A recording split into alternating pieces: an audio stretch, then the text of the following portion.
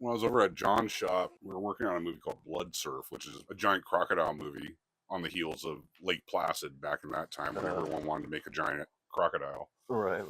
One of the elements that we needed to make was a tail, a giant tail of this crocodile, so they can have it, like, hit people or, kind of squirm around in the water or whatever it was they needed to do. John was like, we should make this thing out of silicone, this giant tail. We're going to have this thing sculpted, and I think someone like foam fabricated it, and then we molded it. It was this giant tail, but he wanted it to be able to go in the water and move around and stuff. So silicone was the choice. It's like, okay, well, we're going to put a skin on it. We're going to skin the mold with silicone and then back it with like a reticulated foam, Scott foam.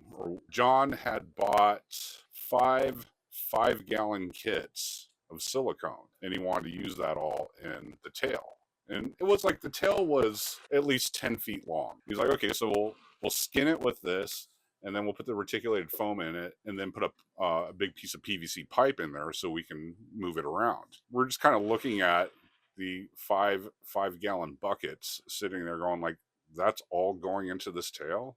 Yeah, no, it'll be fine. And once it gets in the water, it'll be nice and buoyant and all these things. And we're just like, John, I don't know if this is going to work. And like everyone was like literally going like, I don't know if this is going to work. And John's like, no, trust me, it's going to be fine. We're going to put it in the water, and then we'll move it around, and the water will get inside there, and it'll be. So we go to do it. And it's like, I got my little brother hired on for a couple days, and his only job was to go in there and paint in layers of silicone, just brush in different layers of silicone to get a certain thickness on it. And we got like a 2-inch thickness on the whole thing, because we're like, okay, well, we got like a 1/2 inch here. And John's like, no, it should be thicker. It needs to be durable. It needs all this. Okay, cool. So it got up to about a good 2 inches of thickness on this thing. And mind you, it's a 10-foot mold. We packed in all the reticulating foam in there and put in a final layer of silicone and squished it all down, jammed a pipe in there, whatever way that we did that in. We're talking about a 4-inch piece of PVC pipe that went inside this thing, and closed the mold up and prayed. Next day, everything was fine. Mold cured. It took us hours to demold it.